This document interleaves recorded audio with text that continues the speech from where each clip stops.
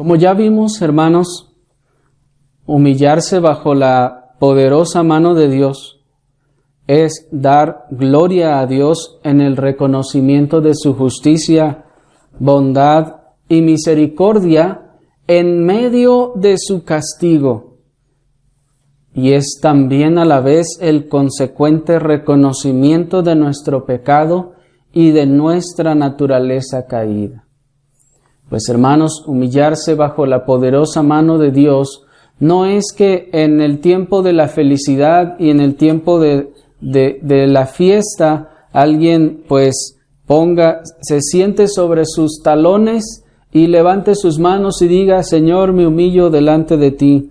No, hermanos, humillarse bajo la poderosa mano de Dios es humillarse bajo esa mano poderosa que nos está tratando, que nos está castigando o que está actuando en nosotros de formas aún que nosotros estamos sintiendo como aflictivas.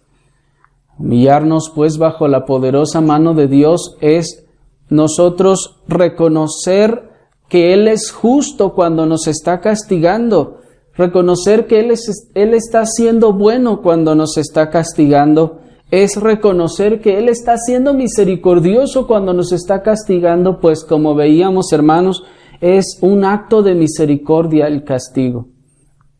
Es un acto de misericordia porque el Señor no ha querido desecharnos, pues ya veíamos el domingo pasado que el Señor nos decía a través del profeta: ¿por qué moriréis? Volveos, dice el Señor.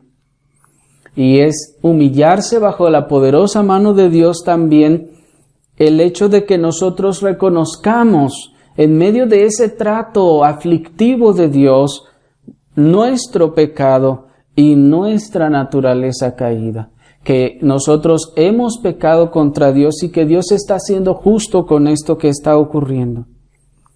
Y reconozcamos también que nosotros poseemos pues esa naturaleza tendiente al pecado. Y a pesar de lo inaudito que suena para el evangelicalismo psicologista de nuestro tiempo, reconocer nuestra condición pecaminosa, hermanos, no es falta de autoestima, ni es tampoco falta de amor propio, sino una clara marca de gracia, una clara marca de que hay vida en este que lo reconoce. Pues en este tiempo, hermanos, aún en el evangelicalismo, en las iglesias de nuestro tiempo, en las congregaciones, se ha tomado la psicología como filosofía para tratar los males, los problemas, las aflicciones y tantas cosas que ocurren en los que se congregan en las iglesias. Y al mero estilo de la psicología se busca también a enseñar a la gente a que tenga una mejor autoestima o que se ame a sí mismo, y algunos hasta se atreven a decir: ¿cómo vas a amar a Dios si no te amas primero a ti mismo? ¿Cómo vas a amar al prójimo si no te amas primero a ti mismo? Hermanos, y algunos se han atrevido hasta a tomar algunos textos de la Escritura para torcerlos, diciendo que la Escritura estaba implicando que primero nos amáramos a nosotros mismos, cuando en realidad esto es al revés. Más bien la Escritura implica y nos implica en muchas ocasiones que nosotros ya nos amamos a nosotros mismos y entonces también debemos amar a los demás. Pero hermanos, no, reconocer nuestro pecado y humillarnos por él no es falta de autoestima. Saber y entender, hermanos, que nosotros somos gusanos, que el hombre es gusano, no es falta de autoestima ni de amor propio, sino es una clara marca de gracia. Es una clara marca de que hay vida en esta persona que reconoce su condición en medio de la aflicción aún. Y esto es lo que nos enseña la palabra de Dios, hermanos, en Romanos capítulo 7, en el versículo 24. Acompáñenme por favor a Romanos capítulo 7, en el versículo 24, y veamos así: miserable de mí. Romanos 7, 24, hermanos, es un escrito en el que el apóstol Pablo en este capítulo nos está hablando precisamente acerca de nuestra condición y el pecado que aún permanece. Miren, leamos desde el versículo 21. Nuestro texto es el 24, pero leamos desde el 21 para que hagamos un poco de contexto. Dice: así que, queriendo yo hacer el bien, hallo esta ley, que el pecado está en mí. Porque según el hombre interior me deleito en la ley de Dios, pero veo otra ley en mis miembros, que se rebela contra la ley de mi mente y que me lleva cautivo a la ley del pecado que está en mis miembros. Miserable de mí, ¿quién me librará de este cuerpo de muerte? Hasta allí. Hermanos, hay demasiadas verdades expresadas en estos versículos que no podemos exponer en esta ocasión. Pero nos enfocaremos, hermanos, únicamente en esta oportunidad en las tan significativas palabras del versículo 24, cuando el apóstol dice: miserable de mí, ¿quién me librará de este cuerpo de muerte? En el texto que acabamos de leer, hermanos, el apóstol Pablo está haciendo una exposición acerca del contraste, hermanos, entre la ley de Dios y la ley del pecado. Y esto lo hace basado en la persona de sí mismo. Y haciendo esta exposición, el apóstol Pablo concluye con lo que los estudiosos llaman un lamento sobre sí mismo y su propia condición. Cuando leemos estas palabras, hermanos, nos damos cuenta que el apóstol viene hablando acerca de la ley de Dios, la ley del pecado. Ustedes lo pueden leer en su casa. Y aunque habla de muchísimas otras verdades y algunas tal vez en la versión 60 un poco complicadas de comprender, el apóstol está haciendo un contraste entre la disposición del corazón regenerado y la corrupción, el pecado que hay todavía en la naturaleza caída. Y luego de que nos hace esa exposición basado en sí mismo, basado en su propia persona, a continuación nos da una expresión de lamento y nos dice: miserable de mí. Y en esto entendemos que no solo el único miserable es Él, sino también todos nosotros, hermanos. Oír al gran apóstol Pablo decir tal cosa, hermanos, puede resultar una contrariedad desorientadora, sobre todo para aquellos que piensan que el creyente ahora es una persona inmaculada o canonizada. Sobre todo cuando se tiene esa visión de los santos, de los apóstoles y de los hijos de Dios, aquella visión que se plasma en los cuadros de los romanistas, donde está ahí el personaje así con las manos juntas y una aureola aquí detrás de la cabeza. Uno se queda como con la idea de que eran personas inmaculadas, personas que jamás decían ni hacían el más pequeño de los pecados, que eran personas que probablemente hasta flotaban por el nivel de santidad en el que ellos andaban. Pero hermanos, el apóstol está diciendo aquí: miserable de mí. Oh, qué contrariador es eso de poner en nuestra mente esa imagen de aquel personaje con las manos juntas y una aureola, y luego nos diga: miserable de mí, ¿quién me librará de este cuerpo de muerte? Pero créanme, hermanos, no era que le faltaba autoestima, pues ya nos enseña Filipenses capítulo 3 versículo 4 al 6 que esto no era un asunto de autoestima. Ahí en el texto que les cité, ustedes pueden leer cómo el apóstol Pablo les dice: ellos son hebreos, les dice, yo más. Hermanos, al apóstol no le hace falta autoestima. Él entonces comienza a decirles: circuncidado al 8º día, del linaje de Israel, de la tribu de Benjamín, hebreo de hebreos, cuanto a la ley fariseo, cuanto al celo perseguidor de la iglesia, cuanto a la justicia que es por la ley, dice irreprensible. Así que, hermanos, no era una falta de autoestima, no era una falta de amor propio.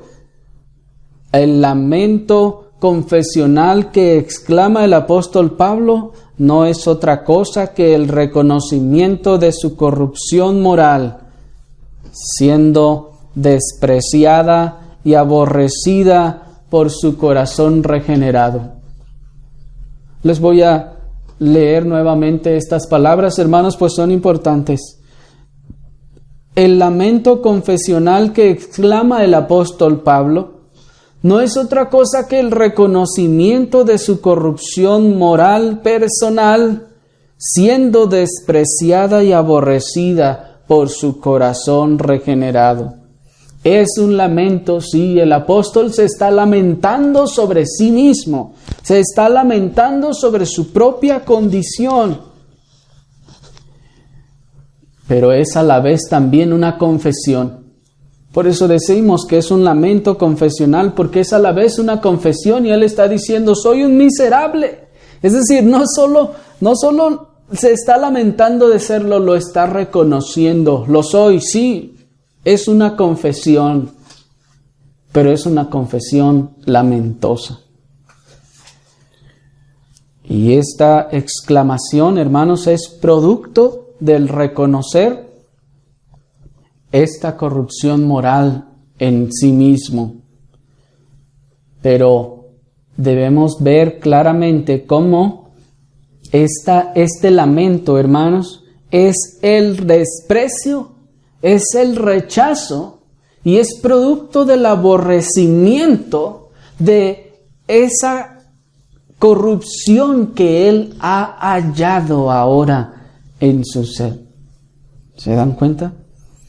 ¿Por qué se lamenta? Porque lo desprecia, porque lo aborrece, porque su corazón regenerado se opone a ese mal que ahora encuentra en sí mismo. Aunque algunos hayan tratado de canonizarse a sí mismos diciendo que Pablo estaba hablando de otra persona incrédula, la realidad, hermanos, es que todo nos enseña que el apóstol estaba hablando de sí mismo. Y él estaba hablando de lo que los teólogos han llamado el pecado remanente. Pues muchos hermanos han tomado este texto y han dicho: no, pero es que aquí lo que está sucediendo es que Pablo está hablando de la vida del incrédulo. Y está diciendo que el incrédulo es un miserable pecador y que hay mal en él, el pecado está en él y que, pues, bueno, tiene que arrepentirse. Pero no, hermanos, el apóstol no está hablando de otra persona, él está hablando de sí mismo. Pues si ustedes leen todo el capítulo, él está hablando de sí, él está diciendo cómo la ley me mató, dice, aprovechando por el mandamiento, vino la ley y me mató, y él está hablando de sí mismo, de su experiencia, cuando nos está haciendo también esta exposición. Y él está hablándonos pues de lo que se conoce como el pecado remanente. Esto es ese pecado, esa inclinación que queda en nuestra naturaleza caída por ser nosotros aún parte de la raza humana, por estar todavía en este cuerpo mortal. Entonces, de manera inherente, tenemos todavía ese remanente de pecado a causa de nuestra condición caída, a causa de nuestra naturaleza caída desde Adán. El corazón regenerado del apóstol podía reconocer en su persona una presencia de corrupción moral que le acechaba cada día, haciéndole propenso al pecado. Esto, otra vez, es el pecado remanente. Y es solamente el corazón regenerado lo que puede observar que existe un mal, que existe una propensión al pecado. El corazón que no ha sido regenerado una y otra vez va al pecado, una y otra vez vuelve y vuelve y vuelve a la maldad y, hermanos, no se da cuenta. Para él es natural, eso es lo común. Su nuevo hombre deseaba hacer el bien, como nos dice. Deseaba hacer el bien obedeciendo los mandamientos de Dios. Pero al emprender el camino a hacerlo, hallaba una oposición flagrante en su propia persona que se rebelaba contra el deseo de su corazón regenerado. Esto es, hermanos, que el apóstol, como nos dice en la Escritura, pero veo otra ley en mis miembros que se rebela contra la ley de mi mente.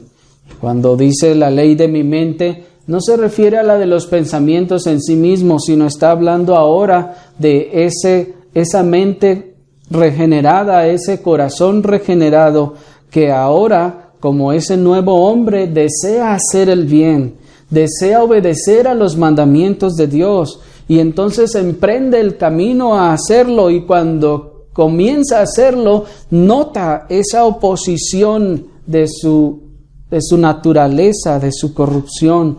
Nota cómo hay algo en su ser que se opone a hacerlo. Quiere ir a la oración y entonces su cuerpo empieza a quejarse, su cuerpo empieza a oponerse. Quiere tomar la palabra de Dios y entonces como que el sueño invade sus ojos. Quiere hacer una u otra cosa y su naturaleza corrompida se opone. Quiere perdonar y entonces el orgullo de su corazón empieza a querer levantarse. Quiere ignorar la ofensa y el orgullo del corazón entonces empieza a trabajar en él y dice, ¿qué está pasando? Hay algo en mí que no me deja ir libremente a obedecer la ley y la palabra de Dios. Por eso dice él, veo otra ley en mis miembros que se rebela contra la ley de mi mente. Pero, ¿por qué, apóstol Pablo?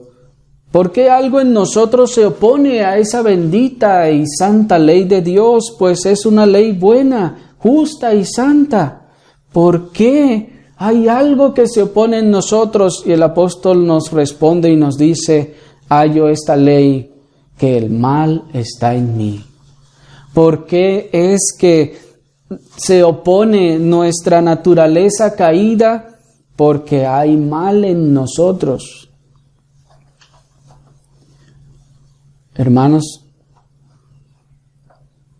hay mal en nosotros, dice la palabra. El apóstol es el que está diciendo, hay mal en mí. Y miren, hermanos, estamos hablando del apóstol Pablo, uno de los hombres de Dios que si hubiésemos conocido, habríamos tal vez querido admirar de una forma tal vez hasta idolátrica. Pero él nos está diciendo, yo hallo que el mal está en mí. Y evidentemente esto se extiende a todos los creyentes y no solo a los creyentes, a todo ser humano. El mal está en mí, dice el apóstol. Y así, ya que ese mal está en mí, esta corrupción que está en mí es la que se opone a Dios. Y solo el corazón regenerado puede darse cuenta de su propio mal, de su propio pecado. Solo el corazón regenerado puede darse cuenta de esa oposición que tiene hacia la obediencia.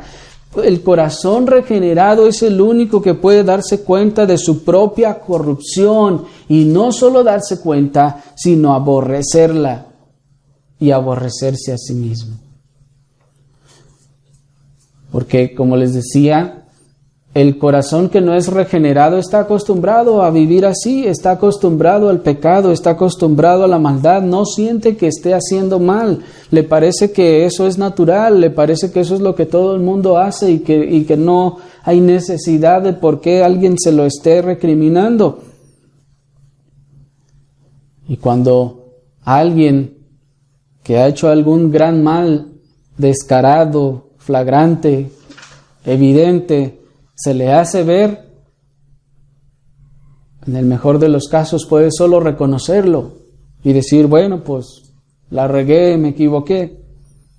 Pero solo el cristiano aborrecerá su corrupción. Solo el cristiano aborrecerá ese deseo y ese impulso que le movió a hacer aquello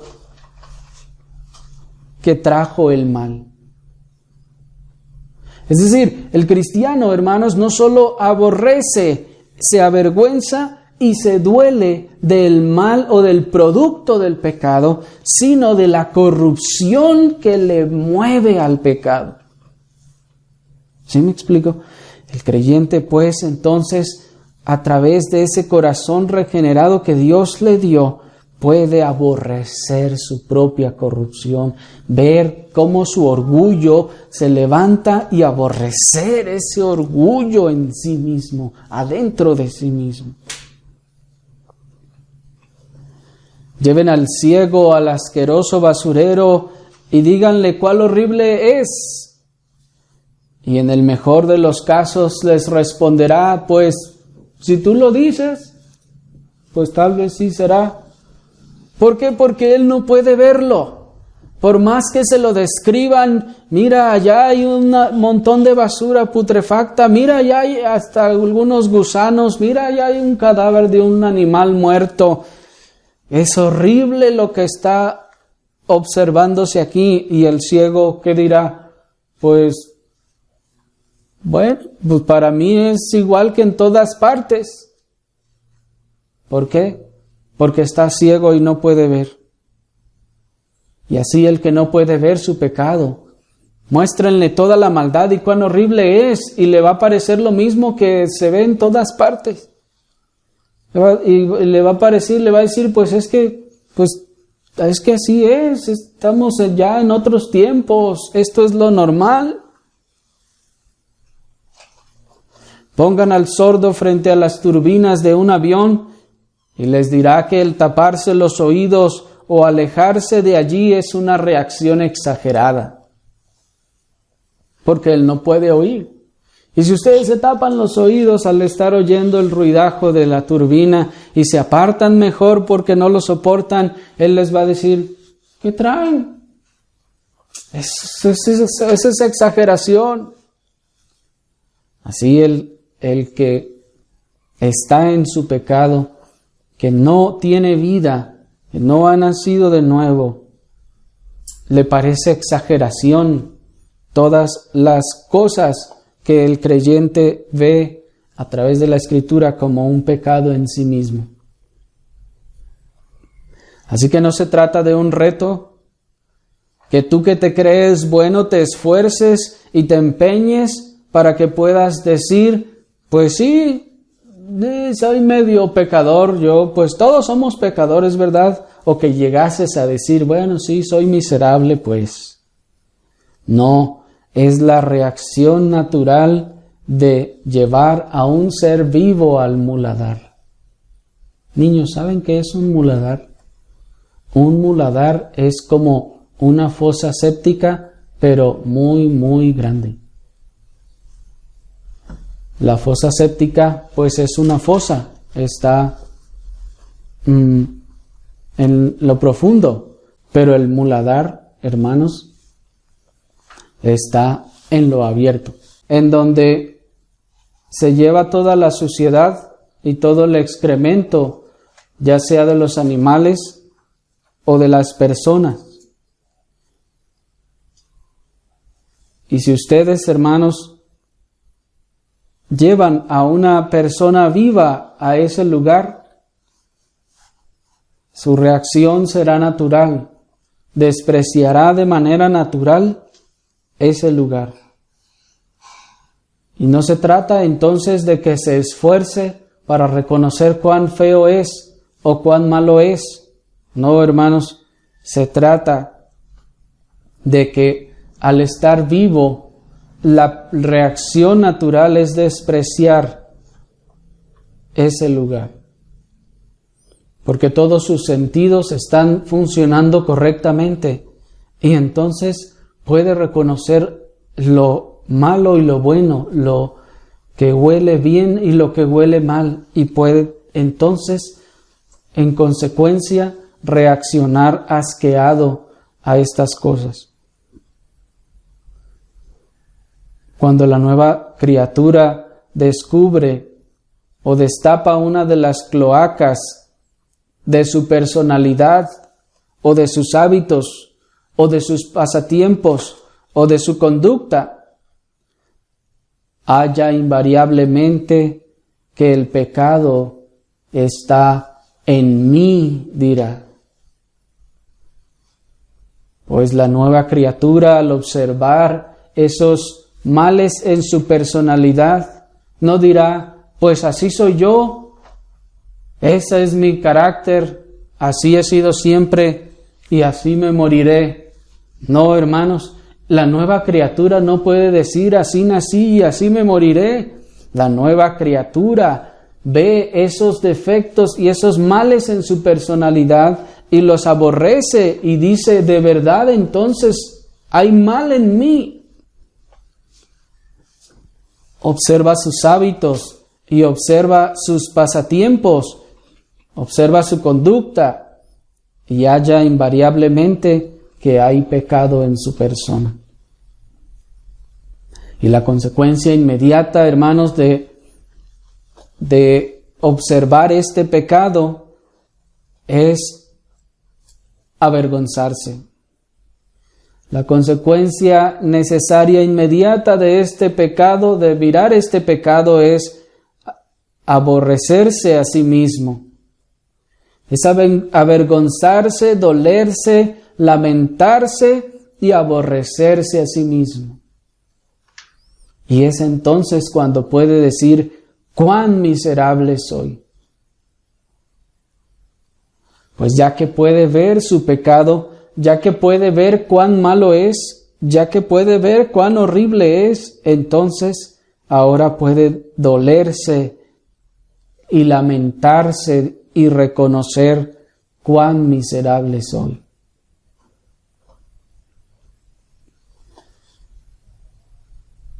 El aborrecimiento del pecado que vemos en nosotros mismos nos lleva a aborrecernos a nosotros mismos y exclamar, cuán miserable soy. Pues si no aborreciéramos ese pecado que podemos observar, primero si no lo observáramos, ¿verdad? Pero si luego de observarlo no lo aborrecemos, no nos da asco y no nos lamentamos por él, entonces no podríamos exclamar, cuán miserable soy. Es como cuando va ustedes con alguien y le dice, mira, oye, ¿te das cuenta de que has pecado en esto? Y dice, pues es que no veo cómo. Bueno, mira, por esto. Pues bueno, está bien. Pues sí, he pecado. Pues arrepiéntete. Pues sí, está bien, me arrepiento. Pero no tiene esa convicción, no aborrece ese pecado que hizo. Alguien le demostró que sí, de verdad no era correcto, pero no se siente que haya hecho tanto mal. Y si no se siente que haya hecho tanto mal, ahí hay algo grave.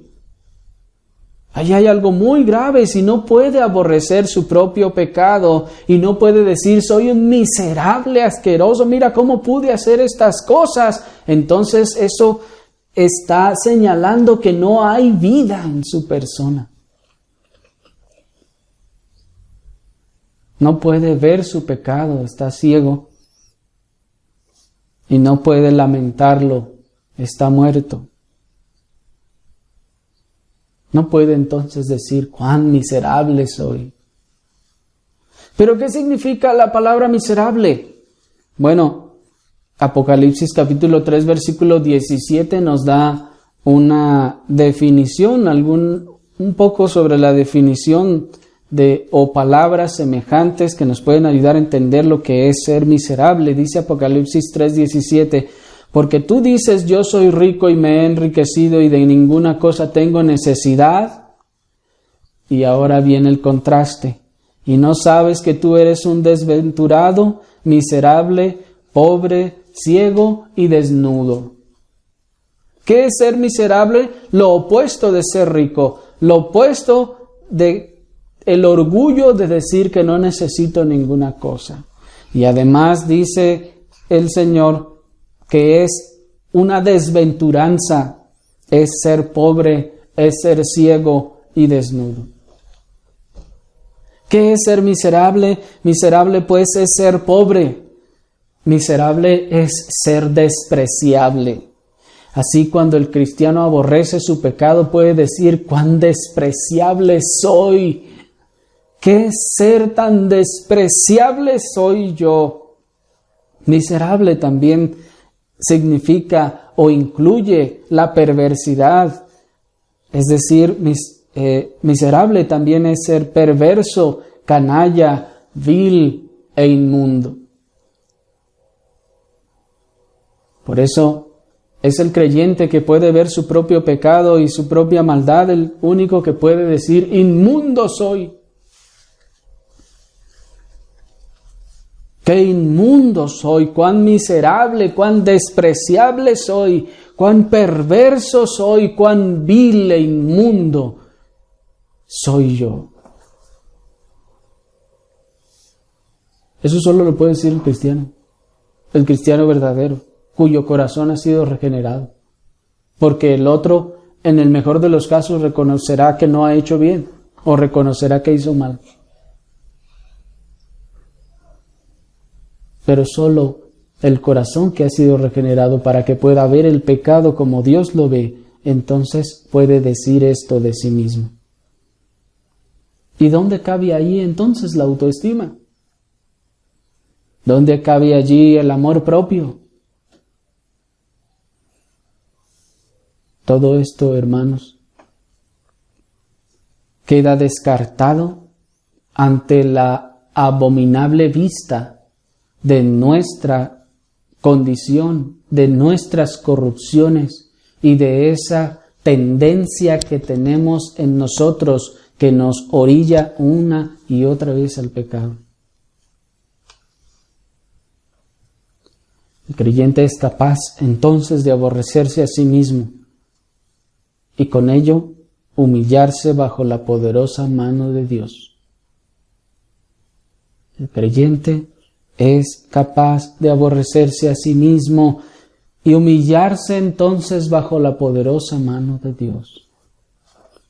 Pues luego que ve toda la aflicción y el mal que le viene, no puede decir, soy el hijo del rey, ¿por qué me está pasando esto? No, al contrario, sabe y dice, de cierto, mucho he hecho para merecer esto, y esto no es nada en comparación del castigo justo que merecerían todos mis males.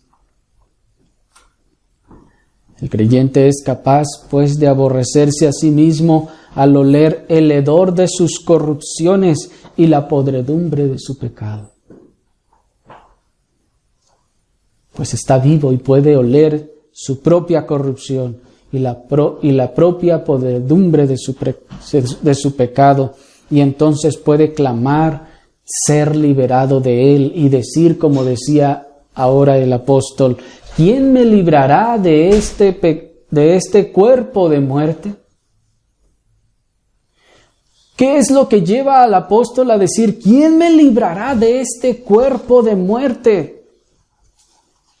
Sin duda el aborrecer su pecado, el aborrecer esa corrupción, el no querer verla más en sí, el querer deshacerse de ella. Dice el apóstol, ¿quién me librará de este cuerpo de muerte? Algunos han tratado de hacer una referencia a esto y dicen, ¿a qué se refiere el apóstol cuando dice el cuerpo de muerte? y han dicho que aquí el apóstol, dicen ellos, está tratando de hacer referencia a un castigo que se ejercía en los tiempos muy antiguos, en donde se dice que a ciertas personas les castigaban amarrándoles a un cuerpo muerto en descomposición y estaban atados a él mientras el cuerpo se seguía descomponiendo. Y entonces ese deseo, esa repulsión de querer que alguien les desate de allí, era lo que el apóstol Pablo, dicen ellos, estaba tratando de transmitir.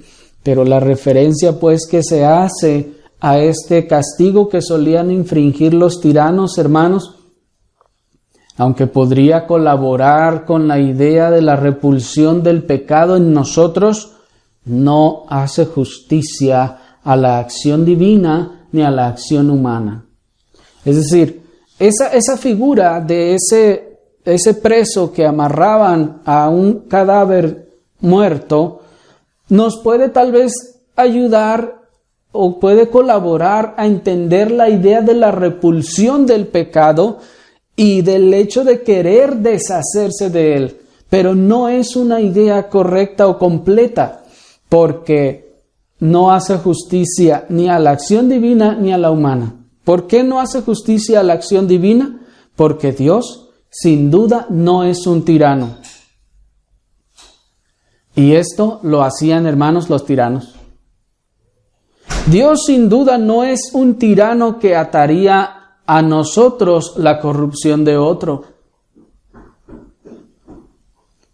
Dios, entonces, en primer lugar, no es un tirano. En segundo lugar, no está atando nada a nosotros. No es nada externo que Dios trajo y nos amarró a nosotros. No, es algo que ya era nuestro, que ya estaba allí y Dios no lo puso. Y no es de otra persona. Así que ni lo ató y ni es de otro.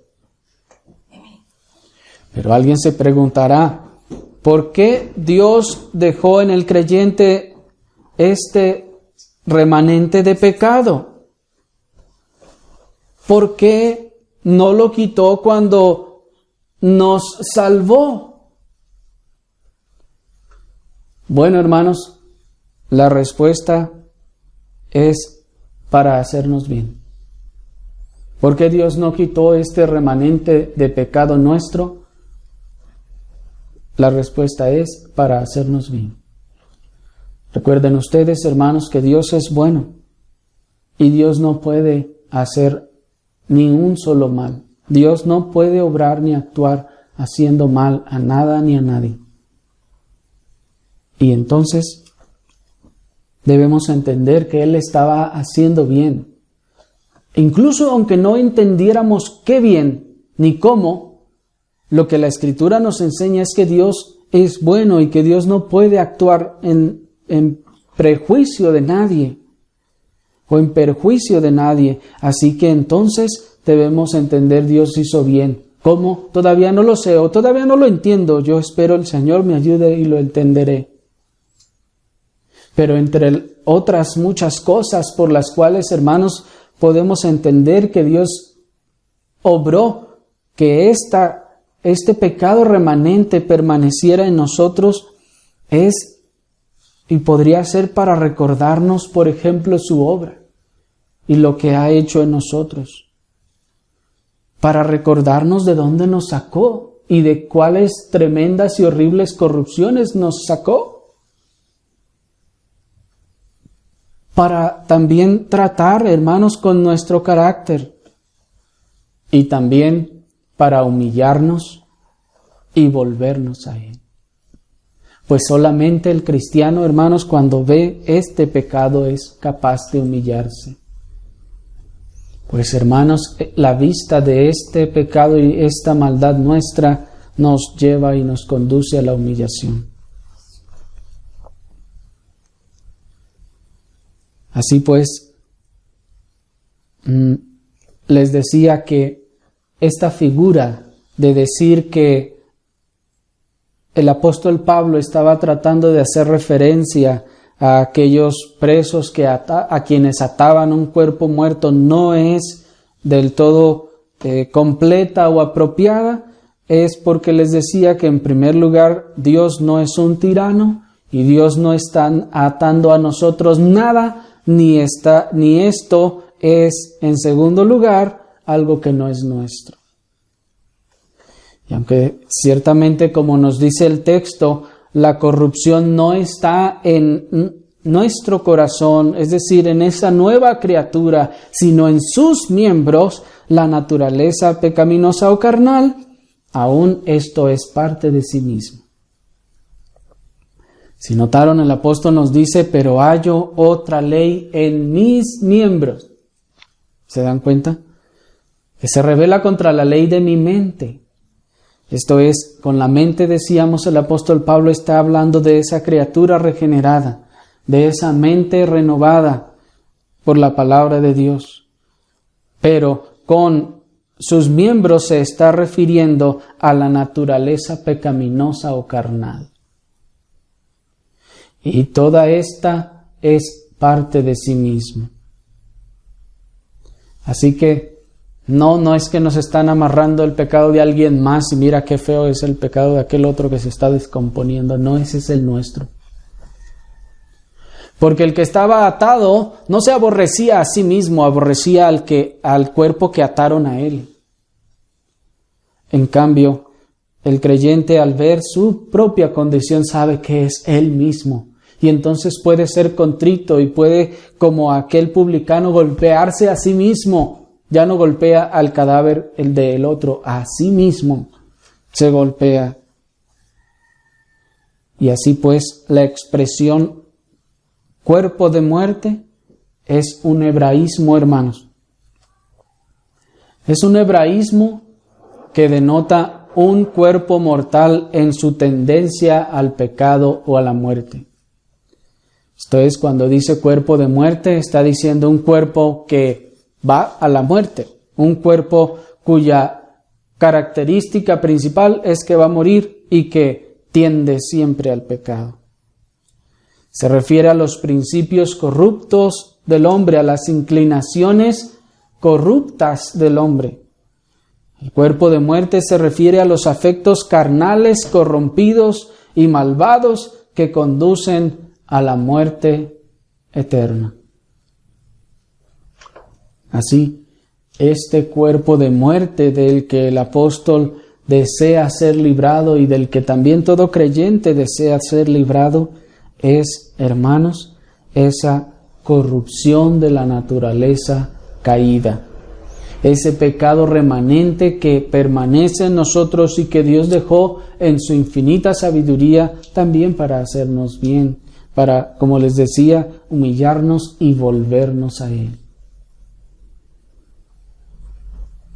Y así, cuando el creyente ve estas cosas y en su corazón regenerado aborrece este pecado, entonces el creyente anhela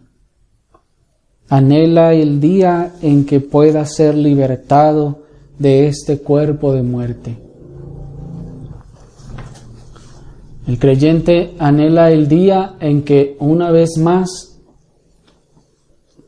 o más bien el día en el que por la gracia del Señor pueda estar en la gloria, en la eternidad, gozando con el Señor, pero ahora sin pecado.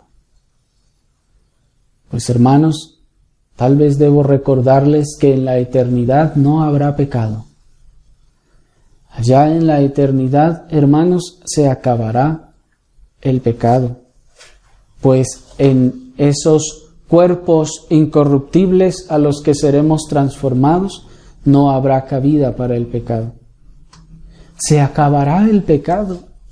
Hermanos, ya no tendremos esas inclinaciones pecaminosas, ya no tendremos esos malvados deseos que nos conducen al pecado, Ya no habrá en nosotros esos pensamientos corruptos.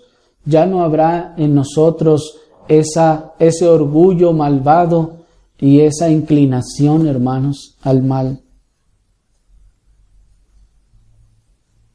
Y ahora cuando adoremos al Señor, hermanos, lo haremos con un corazón limpio. Lo haremos, hermanos, con manos limpias, santas. Lo haremos ahora sí de una forma perfecta y correcta. Ya no habrá ese doble ánimo de nuestros corazones, esa corrupción de nuestra mente que nos saca de la presencia de Dios y nos arrastra a las cosas mundanas, a las interrupciones mundanas. Ya no habrá esas cosas y podremos adorar al Señor, hermanos, sin rastro de pecado. Por eso el creyente, al ver estas cosas, anhela y dice: Señor, ¿cuándo, hasta cuándo me liberarás de esta prisión de pecado, de este cuerpo de muerte que tiende una y otra vez al pecado? El corazón del creyente en ese sentido está cautivo, esperando a su amado, esperando el día en que su amado vendrá y le liberará de estas cadenas. Y entonces, como dice el salmista, en cuanto a mí, veré tu rostro en justicia, estaré satisfecho cuando despierte a tu semejanza.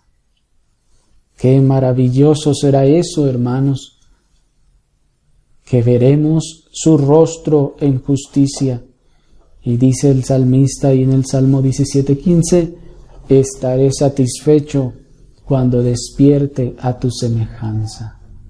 Pues el salmista está infiriendo que se ha dado cuenta de sus corrupciones y de cuán distinto y diferente es del santo ser Cristo nuestro Señor. Pero sabe que el día en que seamos llamados a la presencia del Señor y estemos delante de Él, hermanos, despertaremos a su semejanza. Por eso, como decía Crisóstomo, el creyente a lo único que teme es al pecado. El creyente a lo único que teme es al pecado. Ya no teme a la muerte, ahora solo teme al pecado. ¿Y por qué no teme a la muerte? Porque sabe que al contrario, la muerte, hermanos, es la catapulta que le lanzará al lugar de sus sueños, al paraíso donde anhela y desea estar. Hermanos, es un favor el que recibe el creyente cuando es asesinado, cuando es enviado de esta tierra a la eternidad. Pues, hermanos, dice el salmista, estaré satisfecho, por fin estaré satisfecho, gozoso, completo, por fin tendré lo que siempre he querido. Despertaré a tu semejanza, seré como tú. Toda esta corrupción y esta maldad y este pecado habrán desaparecido. Ya no tendré estas malvadas inclinaciones, seré limpio por fin, tendré un corazón limpio y perfecto delante de ti. Por fin podré ser como debo ser, por fin podré adorar como debo adorar. Y que el Señor, hermanos, encienda nuestros corazones con esta esperanza y que podamos nosotros ser alentados, hermanos, también con la esperanza de la gloria venidera, que no es por ningún otro medio, sino a través de Cristo, nuestro suficiente Salvador. Oremos, hermanos, al Señor.